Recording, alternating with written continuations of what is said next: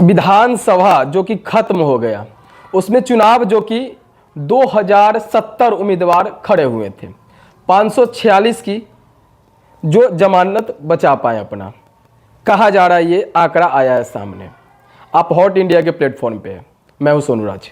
देखिए, कहा जा रहा है कि विधानसभा का जो चुनाव हुआ था उसमें 2070 उम्मीदवारों की जमानत जब्त हुई थी। 546 ही ऐसे उम्मीदवार थे जो अपनी जमानत बचा पाए थे। इससे आप क्या सोचते हैं, ये जमानत क्या होती है और ये चुनाव में जो खड़े होते हैं वो कैसे होते हैं? इन सभी बातों को लेकर हम आज चर्चा करने वाले हैं। देखिए, विधानसभा का चुनाव हो तो या राज्यसभा का चुनाव हो, लोकसभा का चुनाव हो, अब वही बात कर ले अगर पंचायती राज का चुनाव होता है तो इन सभी में अंतर क्या होता है, आंकड़ा क्या होता होगा। आपको बता दें, विधानसभा का जो चुनाव होता है उसमें आपको कम से कम 3/3 वोट लाना पड़ता है जीतने वाले से कम से कम।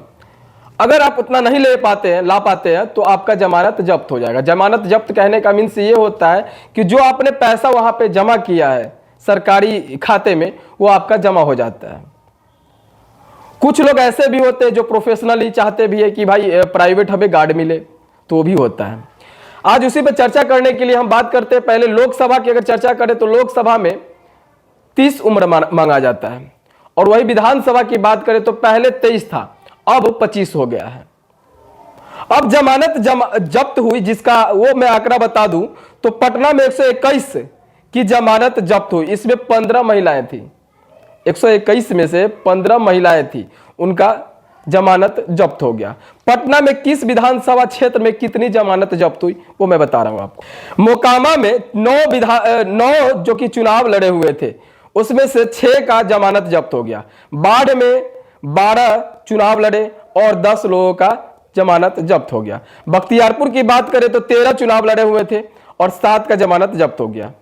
वही दीघा की बात करें तो 16 लोग चुनाव में खड़े हुए थे, 9 का जमानत जब्त हो गया। बांकीपुर की वही बात करें तो 13 खड़े हुए थे, 7 का जमानत जब्त हो गया। कुम्हरार की बात करें तो 19 खड़े हुए थे, 11 का जमानत जब्त हो गया था। पटना साहिब की बात करें तो 13 खड़े हुए थे, 8 को जमानत जब्त हो गया था। फतुहा की बात करें तो 14 खड़े हुए थे और जिसमें से 10 का जमानत जब्त हो गया। दानापुर 16 खड़े हुए थे, 5 का जमानत जब्त हो गया। मनेर की बात करें तो 15 में से 11 लोग ही जमानत का उसका जब्त हो गया।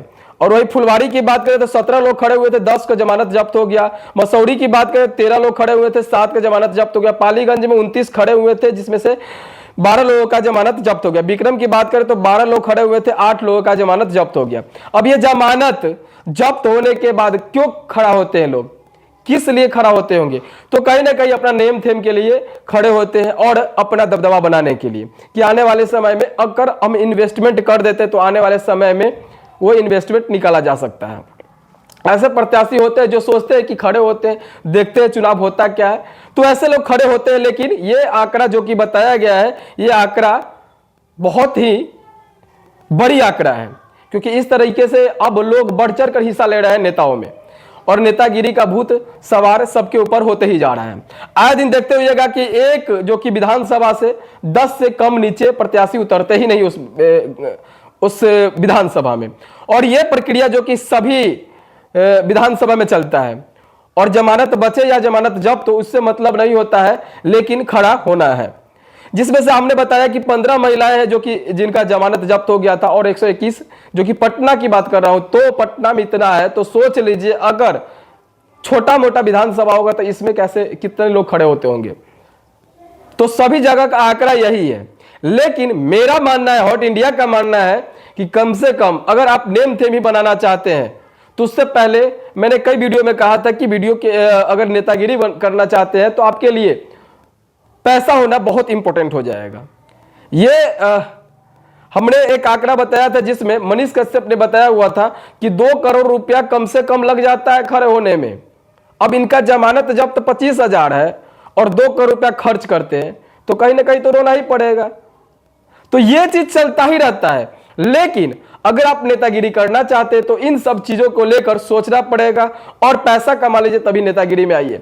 अगर पार्टी का डंडा, ये एक जो बात बता दूं मैं आपको, अगर आप पैसा नहीं रहेगा तो आप चुनाव में ना आए। मेरा मानना और हॉट इंडिया का मानना यही है। देखते रहिए हॉट इंडिया, मिलते हैं अगले वीडियोज में, दीजिए हमें इजाजत, धन्यवाद, नमस्कार।